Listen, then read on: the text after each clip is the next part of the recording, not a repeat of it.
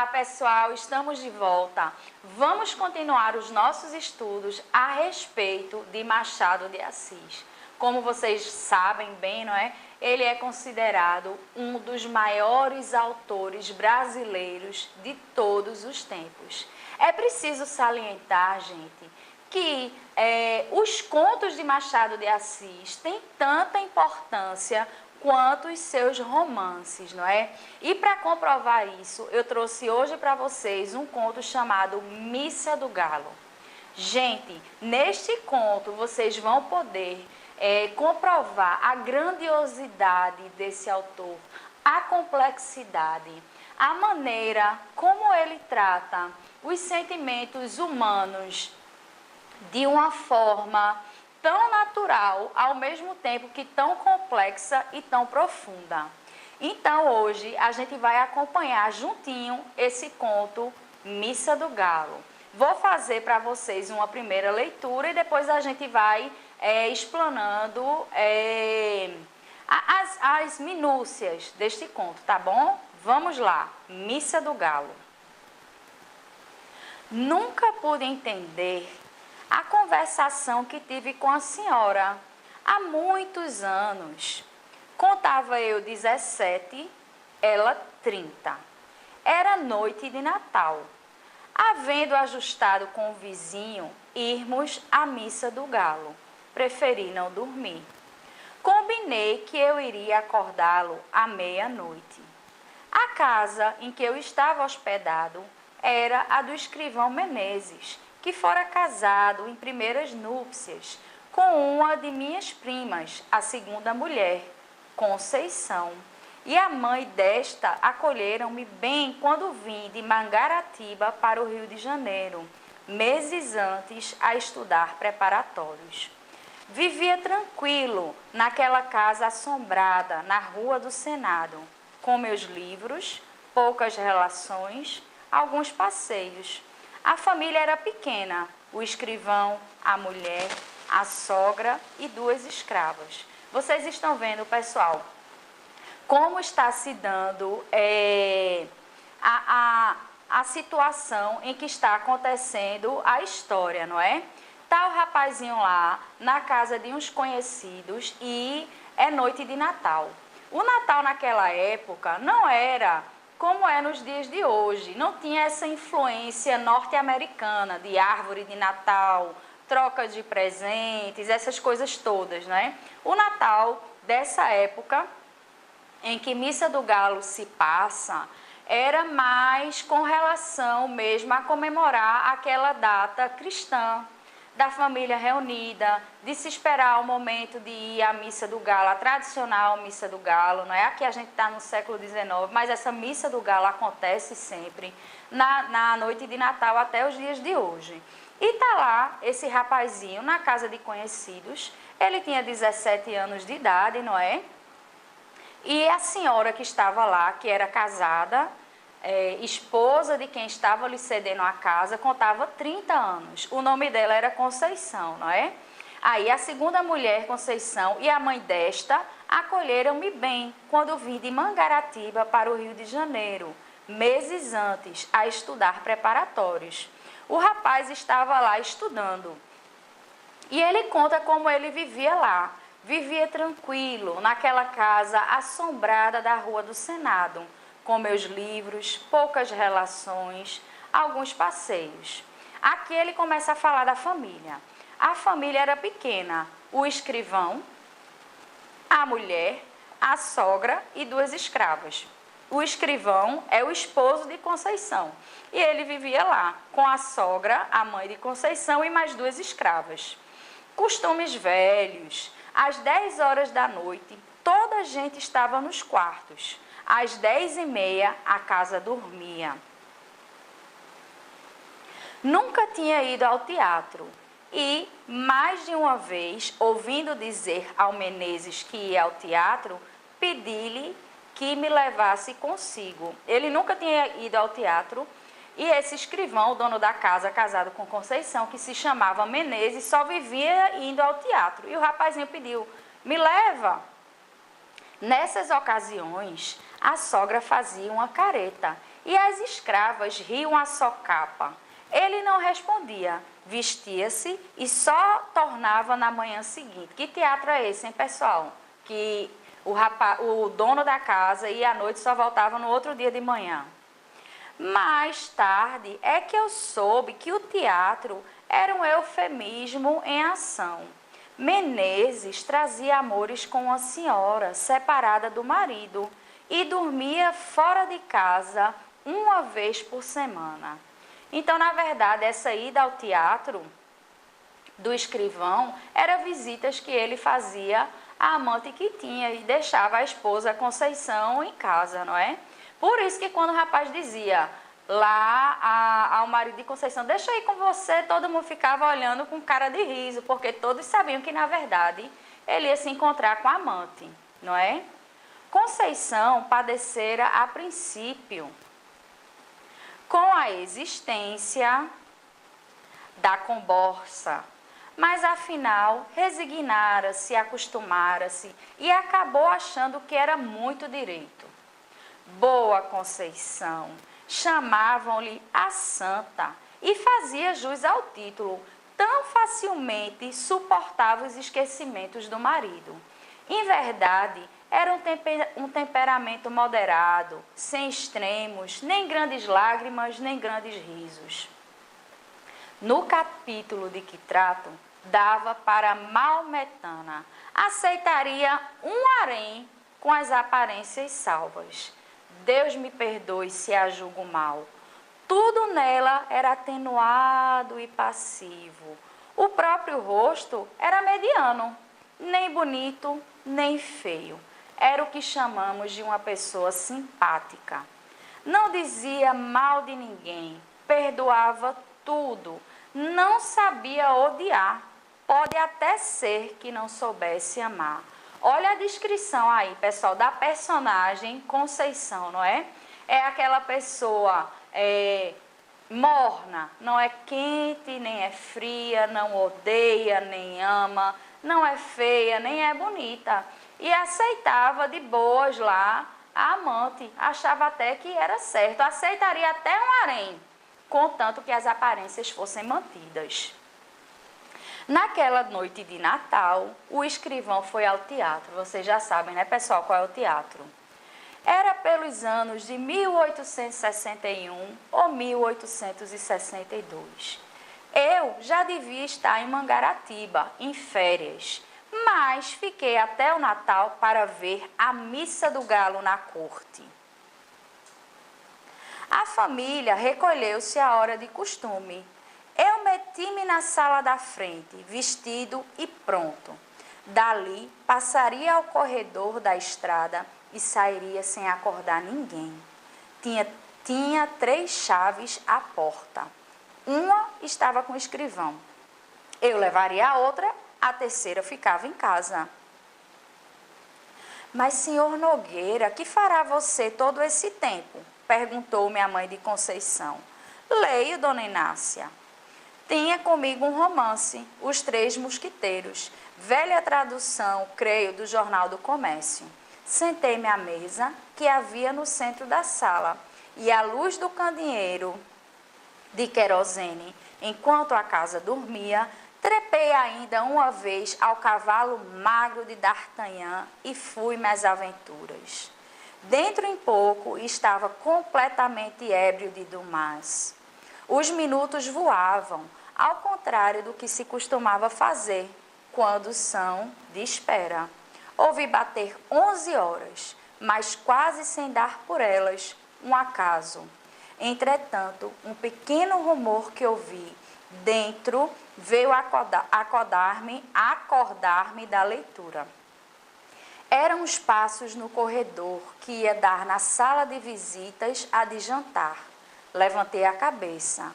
Logo depois, vi assomar à porta da sala o vulto de Conceição. O rapaz estava ali aguardando da hora da missa do galo e que seu amigo fosse lhe chamar, não é? A casa toda quieta e ele lendo lá Os Três Mosquiteiros de Alexandre Dumas e de repente chega Conceição, não é? A esposa do escrivão. Ainda não foi? perguntou ela. Não fui. Parece que não é meia-noite. Que paciência. Conceição entrou na sala, arrastando as chinelinhas da alcova. Vestia um roupão branco, mal apanhado na cintura. Sendo magra, tinha um ar de visão romântica, tão disparatada com o meu livro de aventuras. Fechei o livro. Ela foi sentar-se na cadeira que ficava defronte de mim, perto do canapé. Como eu lhe perguntasse se havia acordado, sem querer fazendo barulho, respondeu com presteza. Não, qual? Acordei por acordar. Fitei-a um pouco e duvidei da afirmativa. Os olhos não eram de pessoa que acabasse de dormir. Pareciam não ter ainda pegado no sono. Essa observação, porém, que valeria alguma coisa em outro espírito, depressa a botei fora, sem advertir que talvez não dormisse justamente por minha causa, e mentisse para não me afligir ou aborrecer. Já disse que ela era boa, muito boa. Mas a hora está próxima, disse eu. Que paciência a sua de esperar acordado enquanto o vizinho dorme e esperar sozinho. Não tem medo de almas do outro mundo? Eu cuidei que se assustasse quando me viu. Quando ouvi os passos, estranhei, mas a senhora apareceu logo. Que é que estava lendo? Não diga, já sei. É o Romance dos Mosquiteiros. Justamente, é muito bonito. Gosta de romances? Gosto. Já leu A Moreninha, do Dr. Macedo? Tenho lá em Mangaratiba. Eu gosto muito de romances, mas leio pouco por falta de tempo. Que romances é que você tem lido? Comecei a dizer-lhe os nomes de alguns. Conceição ouvia com a cabeça reclinada no espaldar, enfiando os olhos por entre as pálpebras meio cerradas, sem os tirar de mim. De vez em quando, passava a língua pelos beiços para umedecê-los. Quando acabei de falar, não me disse nada. Ficamos assim alguns segundos. Vejam só, gente, tá lá o rapazote de 17 anos conversando com a senhora casada Conceição. E eles estão naquele clima de penumbra, né? Meia luz. Ele nota o roupão que Conceição está, não é? Ela conversa com ele, prestando atenção ao que ele diz. De vez em quando passava a língua pelos beiços para umedecê-los. Observem que tensão já de sensualidade existe nesse ambiente, não é? Daquela mulher casada que está passando a noite de Natal sozinha e daquele rapazote que está esperando um amigo vir chamá-lo para irem assistir à Missa do Galo. Aí, continuando. Quando acabei de falar, não me disse nada. Ficamos assim alguns segundos. Em seguida, via endireitar a cabeça, cruzar os dedos e sobre eles pousar o queixo, tendo os cotovelos dos braços da cadeira, tudo sem desviar de mim os grandes olhos espertos. Talvez esteja aborrecida, pensei eu, e logo alto. Dona Conceição, creio que vão sendo horas e ela diz, não, ainda é muito cedo. Vi agora mesmo o relógio, são 11h30, tem tempo. Você, perdendo a noite, é capaz de não dormir de dia. Já tenho feito isso. Eu não, perdendo a noite, no outro dia estou que não posso, e meia hora que seja, hei de passar pelo sono, mas também estou ficando velha. Que velha o quê, Dona Conceição? Tal foi o calor da minha palavra que a fez sorrir. De costume, tinha os gestos demorados, as atitudes tranquilas, porém agora ergueu-se rapidamente. Passou para o outro lado da sala e deu alguns passos, entre a janela da rua e a porta do gabinete do marido. Assim, com o desalinho honesto que trazia, dava-me uma impressão singular. Magra embora, tinha não sei que balanço no andar, como quem lhe custa levar o corpo. Essa feição nunca me pareceu tão distinta como naquela noite. Parava algumas vezes, examinando um trecho de cortina ou consertando a posição de algum objeto no aparador. Afinal, deteve-se ante mim com a mesa de perneio. Estreito era o círculo das suas ideias. Tomou ao espanto de me ver e esperar acordado. Eu repeti-lhe o que sabia, isto é, que nunca ouvira a missa do galo na corte e não queria perdê-la. Então, gente, o clima aqui, não é? Esse clima de sensualidade, um ambiente que a gente pode dizer que permeia um clima mesmo de sexualidade entre Conceição e o rapazote que está na casa dela. Ela, que parecia, de acordo com o narrador, não é? Uma mulher nem feia, nem bonita, nem quente, nem fria. Aos olhos desse rapaz, agora que estavam a sós, aguardando o momento do amigo vir chamá-lo para a missa do galo, ela já parecia uma mulher bastante interessante, não é? Ela já parecia ela estava sendo naquele momento uma mulher que chamava a atenção dele, que prendia-lhe a atenção, como demonstrava estar também bastante interessada pelo que ele tinha a dizer, por aquela conversa. Ela fazia gestos que chamavam a atenção dele, que prendiam a atenção dele, não é? Nesse ambiente de muita sensualidade. E ele faz o comentário, não é, sobre que nunca ouvira a missa do galo na corte e não queria perdê-la. E Conceição diz: é a mesma missa da roça, todas as missas se parecem. Acredito, mas aqui há de haver mais luxo e mais gente também. Olhe, a Semana Santa na corte é mais bonita que na roça. São João não digo, nem Santo Antônio. Pouco a pouco tinha se reclinado, fincara os cotovelos de mármore na mesa e meter o rosto entre as mãos espalmadas.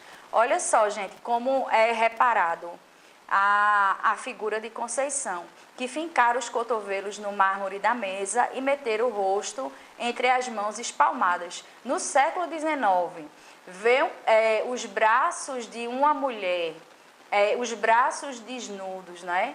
E ver que ela está prestando atenção nele é muita coisa para aquela época.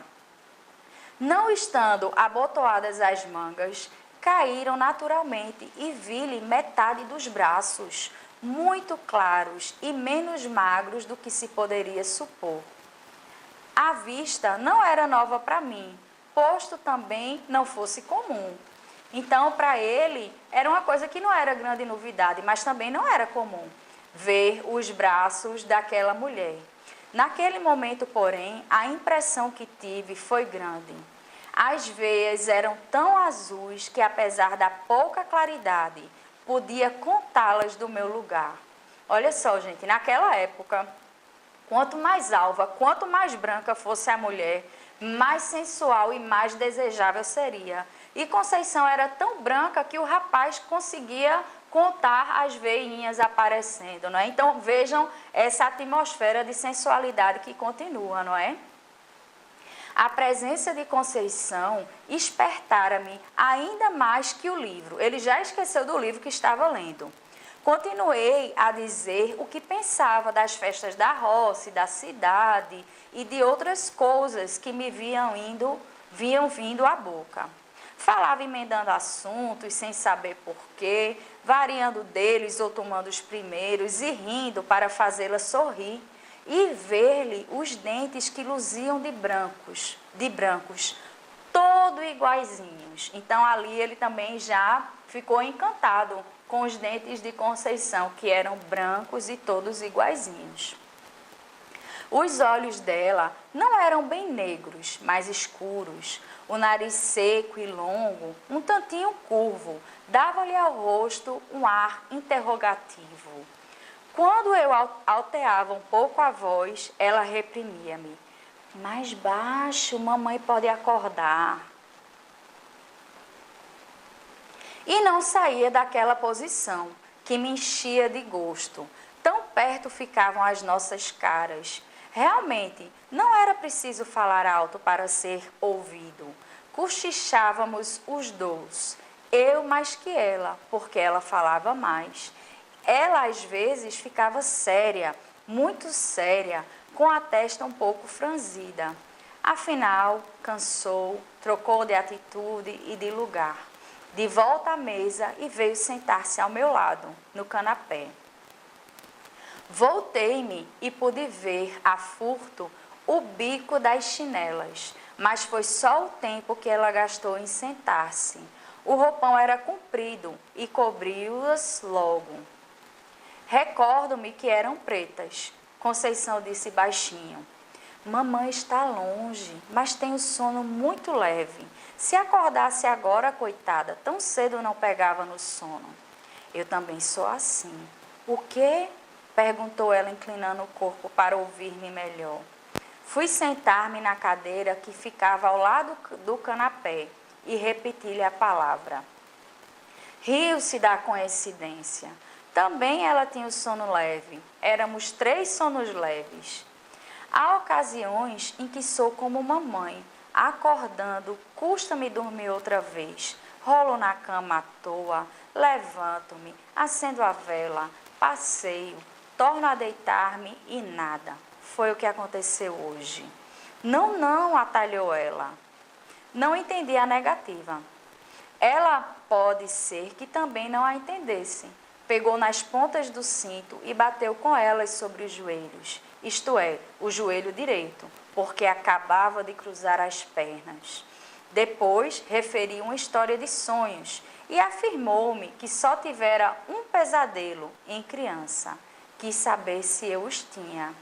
A conversa reatou-se assim, lentamente, longamente, sem que eu me desse pela hora, nem pela missa.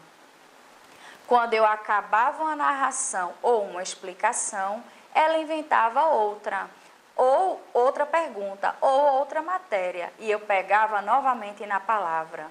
De quando em quando, reprimia-me. Mais baixo, mais baixo. Havia também umas pausas. 2 outras vezes pareceu-me que havia dormir, mas os olhos, cerrados por um instante, abriam-se logo, sem sono nem fadiga, como se ela os houvesse fechado para ver melhor. Uma dessas vezes, creio, que deu por mim embebido na sua pessoa, e lembrar-me que os tornou a fechar, não sei se apressada ou vagarosamente. Há impressões dessa noite que me parecem truncadas ou confusas. Contradigo-me, atrapalho-me. Uma das que ainda tenho frescas é que em certa ocasião, que ela era apenas simpática, ficou linda, lindíssima. Estava de pé, os braços cruzados. Eu, em respeito a ela, quis levantar-me. Não consentiu. Pôs uma das mãos no meu ombro e obrigou-me a estar sentado. Cuidei que ia dizer alguma coisa, mas estremeceu, como se tivesse um arrepio de frio. Voltou às costas e foi sentar-se na cadeira, onde me achara lendo. Dali, relanceou a vista pelo espelho que ficava por cima do canapé. Falou de 2 gravuras que pendiam da parede. Estes quadros estão ficando velhos. Já pedi a Chiquinho para comprar outros. Chiquinho era o marido. Os quadros falavam do principal negócio deste homem. Um representava Cleópatra. Não me recordo o assunto, mas eram mulheres. Vulgares ambos. Naquele tempo, não me pareciam feios. São bonitos, disse eu.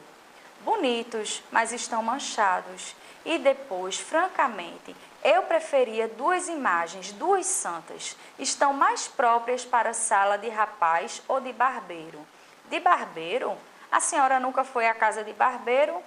Mas imagino que os fregueses, enquanto esperam, falam de moças e namoros e que naturalmente o dono da casa alegra as vistas deles com figuras bonitas. Em casa de família é que acho que não é próprio. É o que penso, mas penso muita coisa assim esquisita. Seja o que for, não gosto dos quadros. Eu tenho uma Nossa Senhora da Conceição, minha madrinha, muito bonita, mas é de escultura. Não se pode pôr na parede, nem eu quero. Está aí no meu oratório. Olha só, gente, o papo continua, não é? Essa tensão sensual continua. Eles saem procurando o assunto, não tem mais o que falar. E, de repente, ela comenta com o rapazote, né, de dois quadros que tem na sala dela, uma de Cleópatra, outra uma imagem também feminina, né, de mulher. E ela diz ao rapazote que não gosta daquelas imagens, que preferia que fossem santas, não é?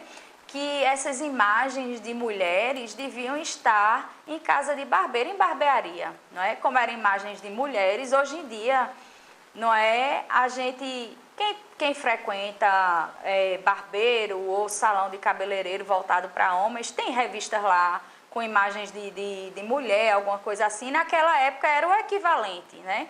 Que em uma barbearia tivesse imagens de mulheres para os rapazes ficarem vendo lá, admirando, e que ela achava que isso não era próprio para se ter em uma casa de família e que ela preferia que fossem imagens de santas, não é? Vejam só, a ideia do oratório trouxe-me da missa. E quando ela falou da imagem de Nossa Senhora da Conceição, que era a madrinha dela, essa ideia do oratório lembrou ao rapaz da Missa do Galo. Ele já estava esquecido da Missa do Galo, né? Lembrou-me que podia ser tarde e quis dizê-lo. Penso que cheguei a abrir a boca, mas logo fechei para ouvir o que ela contava, com doçura, com graça, com tal moleza que trazia preguiça à minha alma e fazia esquecer a missa e a igreja. Falava das suas devoções de menina e moça. Em seguida, referia umas anedotas de baile, uns casos de passeio, reminiscências de Paquetá, tudo de mistura, quase sem interrupção. Quando cansou do passado, falou do presente, dos negócios da casa, das canseiras de família, que lhe diziam ser muitas antes de casar, mas não eram nada. Não me contou, mas eu sabia que casara aos 27 anos. Já agora, não trocava de lugar como a princípio e quase não saíra da mesma atitude. Não tinha os grandes olhos compridos e entrou a olhar à toa para as paredes. Precisamos mudar o papel da sala, disse daí a pouco, como se falasse comigo. Concordei. Para dizer alguma coisa, para sair da espécie de sono magnético, ou que quer que era que me tolhia a língua e os sentidos. Queria e não queria acabar a conversação. Fazia esforço para arredar os olhos dela e arredava-os por um sentimento de respeito. Mas a ideia de parecer que era aborrecimento quando não era, levava-me os olhos outra vez para Conceição. A conversa ia morrendo. Na rua, o silêncio era completo. Chegamos a ficar por algum tempo, não posso dizer quanto tempo, inteiramente calados. O rumor único e escasso era um roer de camundongo no gabinete, que me acordou daquela espécie de sonolência. Quis falar dele, mas não achei modo. Conceição parecia estar devaneando. Subitamente ouvi uma pancada na janela, do lado de fora, e uma voz que bradava: "Missa do Galo! Missa do Galo!" "Aí está o companheiro", disse ela levantando-se. "Tem graça. Você é que ficou de ir acordá-lo, ele é que vem acordar você. Vá, que hão de ser horas. Adeus." "Já serão horas?" perguntei. "Naturalmente." "Missa do Galo!" repetiram de fora, batendo. "Vá, vá, não se faça esperar. A culpa foi minha. Adeus, até amanhã." e com o mesmo balanço do corpo, Conceição enfiou pelo corredor dentro, pisando mansinho. Saí à rua e achei o vizinho que esperava. Guiamos dali para a igreja. Durante a missa, a figura de Conceição interpôs-se mais de uma vez entre mim e o padre. Fiquei a isto, a conta dos meus 17 anos. Na manhã seguinte, ao almoço, falei da missa do galo e da gente que estava na igreja, sem excitar a curiosidade de Conceição. Durante o dia, achei-a como sempre, natural, benigna, sem nada que fizesse lembrar a conversação da véspera. Pelo ano bom, fui para Mangaratiba. Quando tornei ao Rio de Janeiro, em março, o escrivão tinha morrido de apoplexia. Conceição morava no Engenho Novo, mas nem a visitei, nem a encontrei. Ouvi mais tarde que casara com o escrevente juramentado do marido. Gente, essa história é repleta de metáforas, de símbolos e representações do sentimento humano, não é? Vejam só a história desse rapazote que sai de Mangaratiba, vai ao Rio de Janeiro para estudar, não é? Fica na casa desse escrivão e de sua mulher, Conceição. Esse escrivão, ele tem um amante. A casa inteira zomba de Conceição quando o marido diz que vai ao teatro, quando na verdade ele vai se encontrar com a amante, só depois que o rapazote pega o que quer dizer essa metáfora de teatro, que na verdade ele vai se encontrar com a amante. Vejam o contexto do século XIX, não é? Conceição vive ali com a mãe.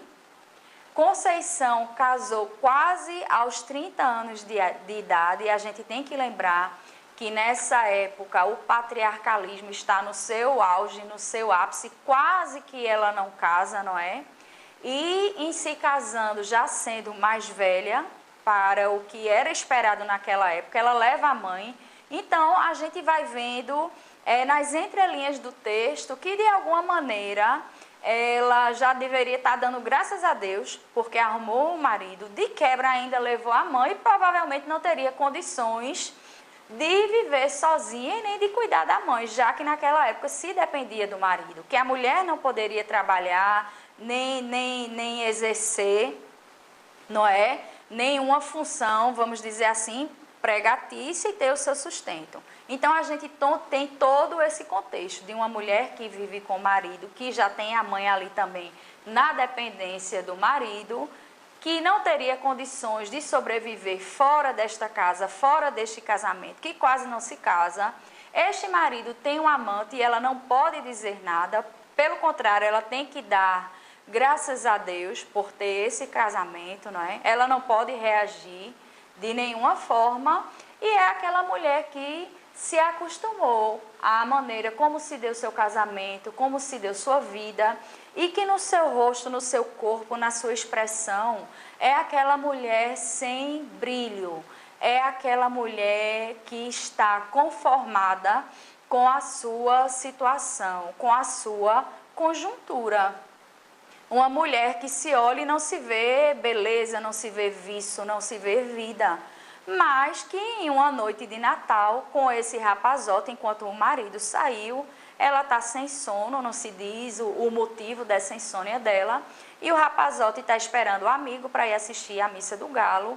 Ela desce, começa a conversar com ele, e eles ficam naquele clima que eu já havia falado para vocês, de mais do que sensualidade, um clima mesmo de sexualidade entre Conceição e o rapaz, naquela conversa de falar baixinho, de sussurrar, dos gestos, das atenções, não é? Da observação dele quanto ao corpo dela, que ele achava que era uma mulher completamente sem graça, e que quando ele passa a observar, vê que ela é uma mulher bonita, que ela é uma mulher interessante, e que naquele momento ela está se fazendo assim para ele. Uma mulher que era completamente sem graça e que de repente é enxergada por um rapaz como linda, lindíssima, não é? E que a gente vê ali a força que ela tem, uma mulher de 30 anos, diante de um rapazote de 17. É lógico que ele não tem ali a experiência de vida, nem a visão que Conceição está tendo, né? Ela conta a ele da maçada, do casamento, das obrigações, da vida dela que é tão sem graça, tão aquele dia a dia, de cuidar das suas obrigações, de ser esposa, dona do lar e etc. Tudo isso que o patriarcado espera da mulher do século XIX, não é? E, inclusive, as metáforas que o gênio Machado de Assis utiliza aí. Quando Conceição olha para aqueles quadros na parede, que um dos quadros é Cleópatra, que a gente sabe, né, que historicamente leva consigo esta fama de ter sido uma mulher sensual, uma mulher conquistadora, tem essa imagem, esse quadro de Cleópatra e mais uma mulher na sala dela. E ela diz, não, eu não gosto desses quadros, né? E o rapazote diz, não, são quadros bonitos. E ela diz, eu preferia que fossem santas.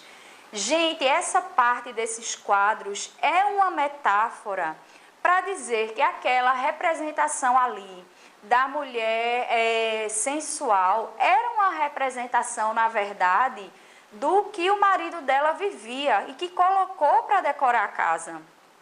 Não é? O marido que tinha um amante, que essa amante era divorciada também, que deveria também ser bastante julgada, né, pela sociedade, e ele coloca no meio da sala dela aquela imagem de mulher, de sensualidade, como se fosse uma reminiscência daquilo que ele vive. Ele tem uma outra mulher, ele tem um amante, ele tem um relacionamento extraconjugal. E ela prefere que aquelas imagens fossem de santas, porque na visão dela o matrimônio é algo sagrado. E o que deve ter dentro de casa são esses tipos de imagem. Imagens de mulheres seriam coisas inapropriadas, como ela disse, não é?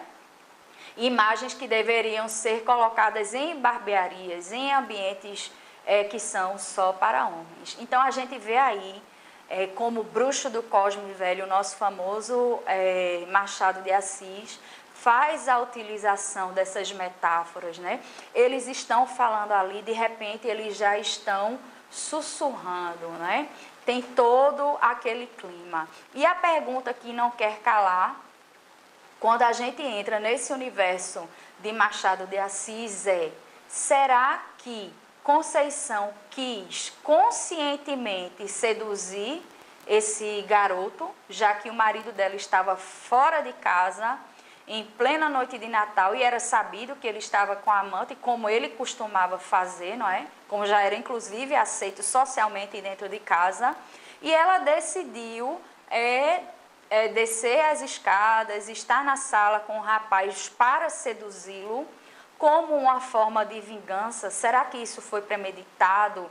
São os questionamentos que a gente se faz quando mergulha mais em A Missa do Galo. Ou será que foi um acaso que foi acontecendo naturalmente e que quando Conceição se deu por si, o rapaz, eles estavam já envolvidos naquela situação, naquela cena, naquele momento que ficou marcado na vida dos dois, né? Que o rapaz ainda se lembra, não é dito no texto, mas Conceição provavelmente se lembra, não é? Daquela noite, daquele momento tão ímpar na vida deles, que ficou marcado, não é? De tanta sensualidade e até por parte dos dois de alguma transgressão. Seria uma vingança de Conceição? Será que ela fez isso para se vingar do marido? Será que isso aconteceu naturalmente? O fato é que, no dia seguinte, quando o rapaz se depara novamente com Conceição, ela é aquela mulher que se mostrara antes da noite de Natal. Aquela mulher apagada, aquela mulher sem viço, aquela mulher desinteressante, e era como se nada tivesse acontecido, né? E foi tão marcante para o rapaz. Tempos depois, ele fica sabendo que o marido de Conceição faleceu e que ela casou, não é, com uma outra pessoa que trabalhava justamente com o marido dela. E aí Machado de Assis fecha o seu conto, um dos mais complexos e mais completos e mais belos da literatura brasileira. Espero que vocês tenham gostado deste conto de Machado de Assis e que, a partir dele, como de outras leituras famosas que a gente vem tratando aqui, você mergulhe na escrita desse bruxo do Cosme Velho e descubra cada vez mais e ratifique cada vez mais na sua mente o quão importante, o quão magnífico e quão genial foi Machado de Assis. Um abraço enorme para vocês e até a próxima.